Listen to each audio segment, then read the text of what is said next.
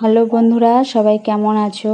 আমার আশা work lifestyle চ্যানেলে সবাইকে স্বাগত। তো বন্ধুরা, আজকে আমি সকাল সকাল উঠে কাজ সেরে নিয়ে এক জায়গায় যাব। তো একটা গুরুত্বপূর্ণ কাজ করতে যাব। তো সবাইকে আমি দেখাবো কি গুরুত্বপূর্ণ কাজ। তো সকালবেলায় ভোরবেলায় উঠে আমি এই ফর্মটা ফিল আপ করেছি। তো এটা হচ্ছে আমার এলাকা কতগুলি 14 থেকে 15 বছরের মধ্যে মানে কিশোরী আছে তাদের লিস্ট করেছি। তো আমি রেডি হয়ে নিয়ে এখন ওই ফর্মগুলো নিয়ে আমি দিদিকে দিতে যাব, মানে আমাদের এনএম দিদিকে। তো কতগুলি আমাদের কিশোরী আছে তাদের খাতাতে আমি লিস্ট করে ফর্ম ফিল আপ করে নিয়েছি।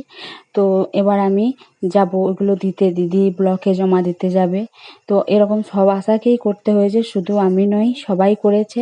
তো ওইগুলো আমি জেরক্স করে রাখছি, কারণ যদি আমি অরিজিনালগুলো দিয়ে দিই তাহলে আমার কাছে আর থাকবে না। তাই জন্য জেরক্স করে নিয়ে তারপর দিদিভাইকে দেবো।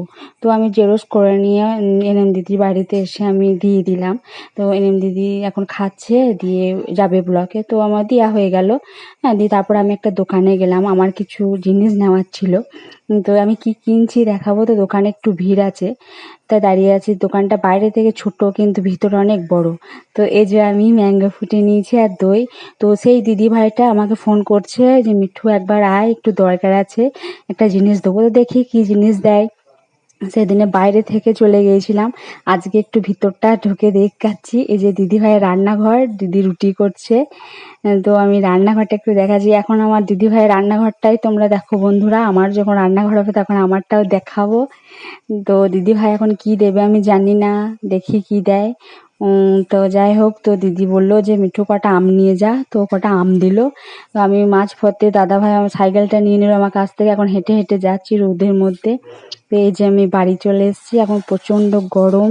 তো এবার একটু ফ্যানটা চালিয়ে বসবো, তারপর অন্য কোনো কাজ করব। তো বন্ধুরা, ভিডিওটা কেমন হয়েছে বলবে। তো আজকে এই পর্যন্তই, আবার পরবর্তী কোনো ভিডিওতে দেখা হবে। তো বন্ধুরা, টাটা।